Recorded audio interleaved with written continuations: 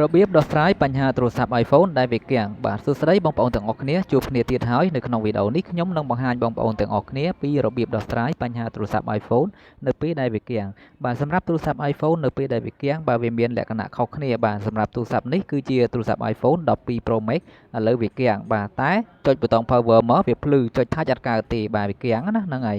ហើយទូរស័ព្ទខ្លះទៀតបាទវាគាំងងងឹតឈឹងហ្មងបងប្អូនបាទតែទូរស័ព្ទអត់រលត់ទេណាបាទយើងទេនៅចូលធម្មតាហ្នឹងហើយគ្រាន់ថាពេលគេទេមកយើងទទួលអត់កើតបាទទទួលឡៃណាបើងឹតឈឹងហ្នឹងហើយមានទូរស័ព្ទខ្លះទៀតគាំងដែរតែចុច Easy Touch បាន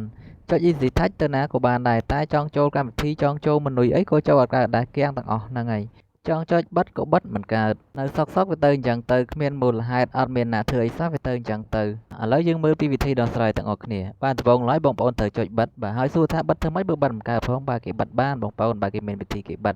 ហ្នឹងហើយដំបូងឡើយបងប្អូនត្រូវចុចនៅលើប៊ូតុងសម្លើងសំឡេងមកប៉ាប់មកបាទបន្តមកចុចនៅលើប៊ូតុងបន្ថយសំឡេងមកប៉ាប់ទៀតបាទហើយបងប្អូនយកដៃសកត់ power ឲ្យជាប់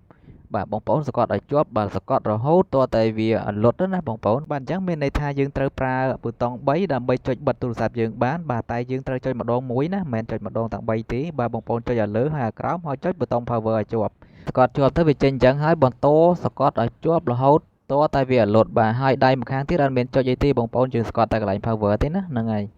បាទឥឡូវលុតហើយបងប្អូនអាចដកដៃបានហើយបាទតិចទៀតវាចេញមកវិញដោយខ្លួនឯងតែទូរស័ព្ទខ្លះវាអត់ចេញមកវិញទេបាទចឹងចាំតិចទៅវាអត់ចេញអញ្ចឹងបងប្អូនចុចបើកវិញមកហ្នឹងហើយអូខេតែប៉ុណ្ណឹងវាចេញមកវិញដំណើរការវិញដូចធម្មតាបាទហើយរបៀបចុចបងប្អូនត្រូវចុចឲ្យលឿនបាទកុំឲ្យយឺតពេកបាទបងប្អូនត្រូវចុចប៊ូតុងសម្លើងសំឡេងមកប៉ាប់ហើយចុចអាប៊ូតុងបន្ថយសំឡេងមកប៉ាប់ហើយសកត់ power ឲ្យជាប់មកហ្នឹងហើយសកត់ឲ្យជាប់រហូតតវាលុតទៅហើយចាំដកដៃអូខេតែប៉ុណ្ណឹងរួចរាល់ចាប់ពី iPhone X ឡើងទៅបើសិនជាមានបញ្ហាគាំងអញ្ចឹងបងប្អូនធ្វើតាមនឹងទៅដឹងតែបានហើយបាទអូខេជម្រាបលាបាយបាយ